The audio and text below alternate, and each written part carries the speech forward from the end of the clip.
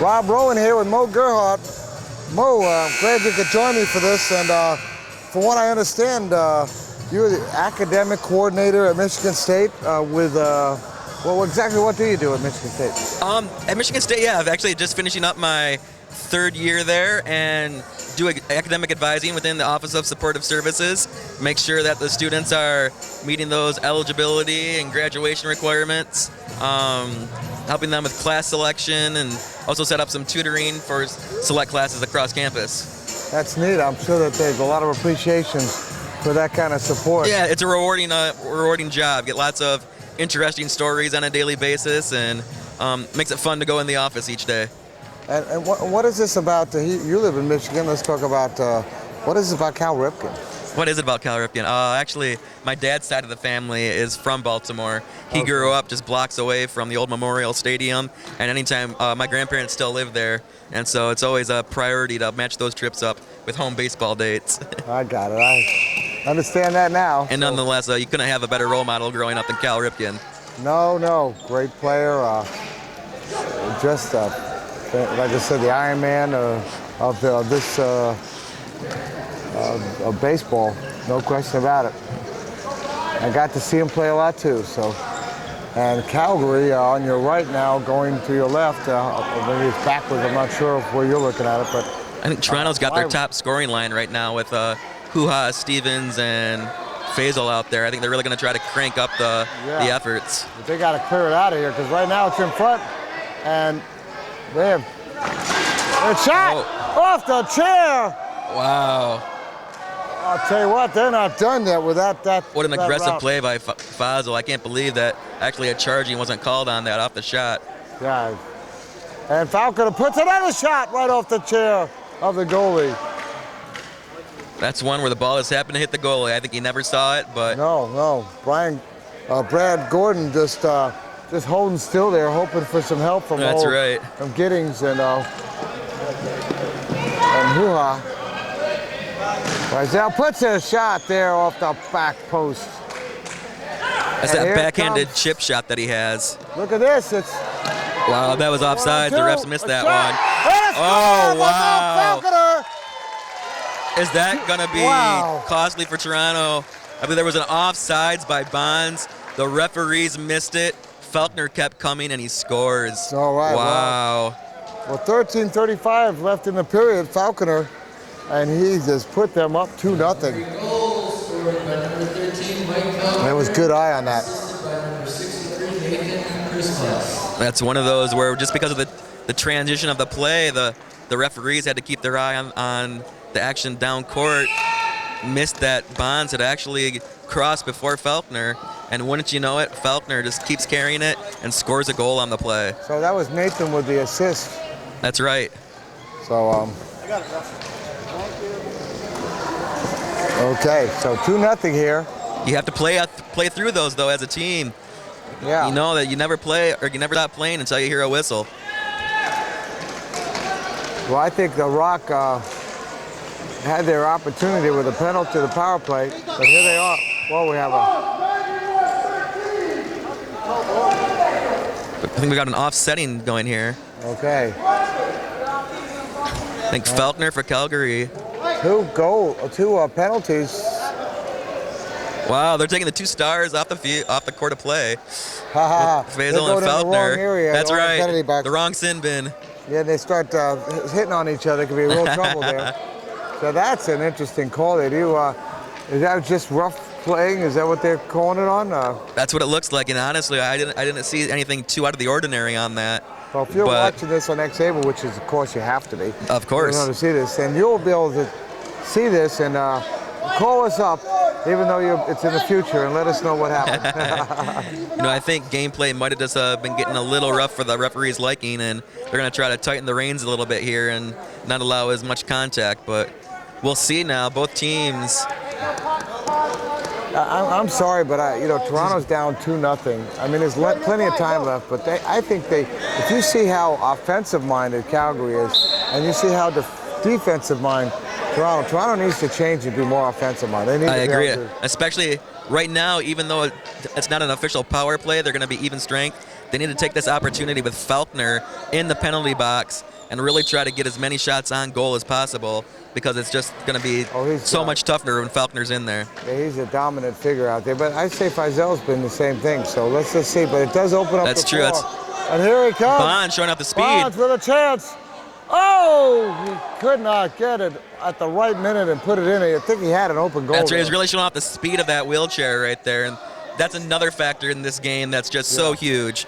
Wheelchairs just keep improving year after year, and you can really tell the players in the newer chairs. Oh! Look at there, right on the line. Whoa! It's still in front. It's out. Oh, and I think better that's get it out of there. gonna be She does. That one just crawled right across the line. Toronto really just had some major luck there, because that one was just inches away, if even that much. That's right. The Calgary bench had a perfect view. They were cheering. Nathan coming in. Oh, he holds back. He looks for a shot, puts it out front, and Hoo-Ha gets the puck. The ball, and that's one of those as a defender. Shot! Blocked by Giddings. Hoo-Ha has to realize that Grossclass for Calgary, he's all on his left side, and that's where his shot, that's how he wraps around too to get power on that. So as a defender, you have to recognize that and really overplay the one side. Chance. Throws it up, but enough time for Susan Stevens there. Stevens, yeah.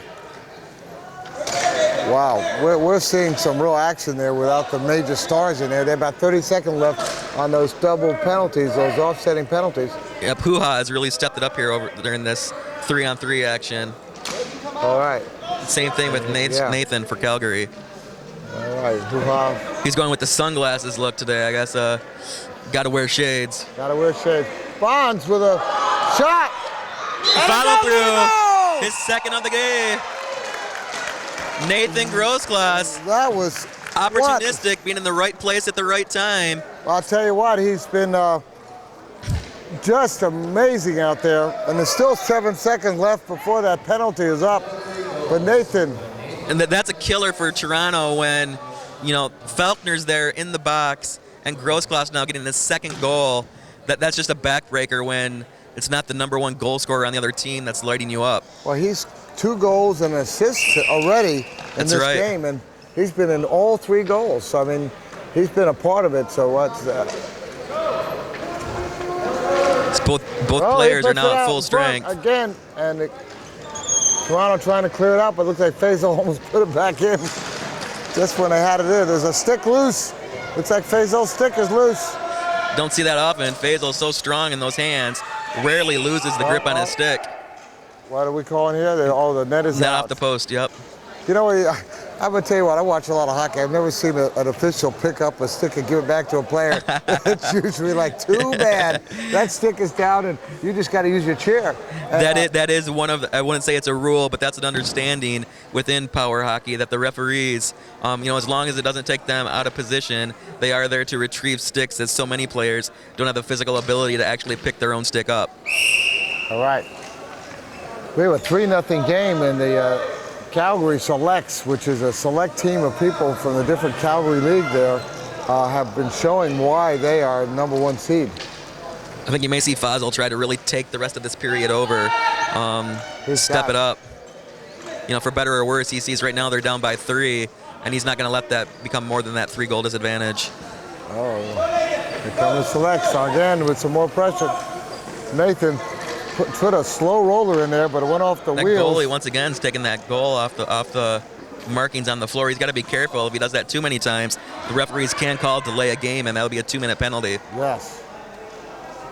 I noticed the referees hold on to that thing because we don't have the little posts like you have in a normal ice hockey game. Right. Obviously, you can't drill holes in the ground of a gym floor to secure the net down. So lots of times what those just stand on the back of it. Ooh, Faisal try to put a shot in there, but again, Mike there to do it and clears it back down. Good job by Grossclass just to clear the zone. Yeah. That half-court line just acts as an extra defender. You have to use that as your advantage and just get the ball over the line as much as possible. Look at that nice stick handling. Oh, a shot! Just. We got the 1-second call. Oh. Good job by the goalie. He really got on that and locked the ball underneath his chair. I thought that was going to go in. It looked like it. We're having a substitution here, and Toronto yelling out Nicole. I thought they were yelling out it was a goal. It was a goal, but no, actually yelling for Nicole out on the floor to come out for a substitution. Yeah, Michelle Kungle coming in. Kungle coming in. So get her right name right. It's Kungle. Oh, Faulkner trying to force the issue. Oh, we have a safety whistle going. I believe Fazel's jersey actually got hooked on Faulkner's on his wheelchair, and as he was trying to spin, it was lifting his arm right on up and didn't want to separate his shoulder or do something like that. So safety does come first as the right call by the officials. Glad that Mike was able to respond in time. Yep. And Faulkner also doing a good job when Fazel started to yell at him not to move. Faulkner did the right thing. Yeah. You know, let up. The last thing you want is to cause a serious injury. Oh, a chance here for the Rock. Michelle put it up there, and it is cleared out. Wow. The Rock still without any goals. There's about Grossglass has got an opportunity. Left, 7.5 minutes left in this second period. Sorry. Oh, we got another stick down again for Michelle. Once again, you see the referee get in there and retrieve it. And it's under Michelle's chair. Once again, Nathan. Nathan with a chance here. Falconer with a shot. Rebound off, and that was a close one. That really was. Okay. Brad Gordon really needs to be careful, the last goal down there for Toronto. He's continuously knocking that goal off the markings on the floor, and if I was the referees, I would be extremely close to calling some late game penalties. But as they said, they're getting tighter and tighter as we're going through the tournament. So what they allowed the first day, not the second, and probably the same thing going tomorrow. And it's getting close to actually being a causing factor for Calgary not being able to score, and that's when definitely it. Oh, a shot! And off the once again, Gordon's just knocked it off. The referees, like I said, if it was me, I'd have called a penalty by now. Yeah, he's got to be paying better attention there. You've got to almost have nerves on the end of there. You're right, but you have to know, you have to realize how big that goalie crease is, how wide your chair is, and the length of it behind you. Otherwise, you're just going to be bumping into those posts all day long. Now, have you guys played the Rock in this tournament? We have not played the Rock yet. Okay, so you'll see how it works out in the future. That's right. I believe they are. You'll be yelling about it. You're right. I believe they are our last opponent tomorrow. We open up with Manitoba, and then have the Rock later in the afternoon. Yeah, Manitoba just a little bit out of their league in this tournament. That's right. I think they put a little scare into this Rock team though earlier today. Ended up just being a 4-1 game. I think the Rock came into that thinking they were going to just blow them out, and in the third period, it was 3-1 at one point. So. Ooh. Yeah, that wasn't much good against the that Stars team though. That's right. This is sort of the first tournament experience for that Manitoba team, and that first time around, lots of times you're just happy to be there, and it's about just learning from the experience. That's how our team was a couple times back, and you learn from that, and it's just a growing progression. Okay, here we come. The Sauer selects, and Stevens trying to guard Mike Falconer, and that is not an easy task here. Surrounded by the Rock players, Fazal trying to get. I think he was happy to just clear it out there, hoping for something to happen. That's right. They had a Fazal sandwich going. They really did a good job. They're covering him very tightly, and that's not a bad idea. I think that what they're doing right now is actually they put Duchette out there, and they've told him just to shadow him anywhere he goes. We have a new player in there for. Oh, it's out in front. We may have. It's under the chair. Nobody seems to be able to get any stick on it. See what players got to start moving. You always can't sit in there. No. And looks like Fazal got a chance to. He lost second time stick. He's dropped his stick. Yeah, and at a crucial time here. We have a new man in for defense for the Toronto Rock.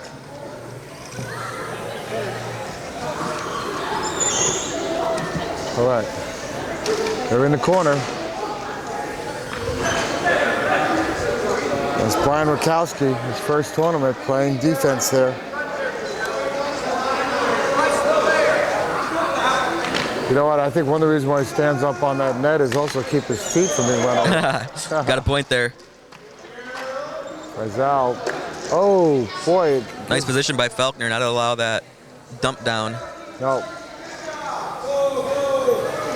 And Coming up on battling in the corners there, and Faisal clears it a little bit, gives a little bit of breathing room for the Rock. Coming up on 3.5 minutes to go here in the second period. Toronto really needs to put one on the boards if they want to have a realistic shot of coming in that third period. Yeah, and it's out of play here, and he needs a new stick, I think. Might be a contributing factor while he's dropped it a couple times. I don't know if there's something in the grip, or you will notice that he takes the rule as far as the curvature with his blade to the extreme. You're only supposed to be able to allow enough curvature where if you were to place the wiffle ball in it, 3/4 of the wiffle ball. Look at that curvature over there. Yeah, both of these teams have a couple players that really take that to the extreme. Okay, we have. I think the Rock is glad to have a little bit of time down here at this end. Reminds me a little bit of that Detroit game against the Penguins. They just couldn't seem to get the. That's right. It was all Detroit, that final game. Yeah, they brought the cup back to Hockeytown. Yep. Oh. Faulkner on the rebound there. Okay, what do we have? We have is that the net down again? I think they're just calling a dead ball underneath the goalie. These referees, if they didn't expect to have a little bit of exercise, they're getting quite a bit of it. That's right. I mention this great tournament with a great sponsor of Autobach. Since I'm not playing right now, I can put in a good word for the referees. But actually, too, I mean, for them putting in the time, without their help, these tournaments couldn't exist. So, got to give some kudos to the referees. Oh yeah. And actually, at the same time, I guess they can always take any time to kiss up to a referee. They'll take that opportunity. Okay. There's a battle going on here. Mike Falconer now with the ball, and he lifts to and up on the net, it looks like, and Giddings tries to, and he does get it. Good job of just using his chair there. Bukowski was, there's a shot. Some nice positioning again. Yeah, Hoo-ha, trying to bring it out behind the net. Coming down on the sidelines, and she clears it down the end and gives them a little bit of a breathing room and a chance maybe to do some offense here.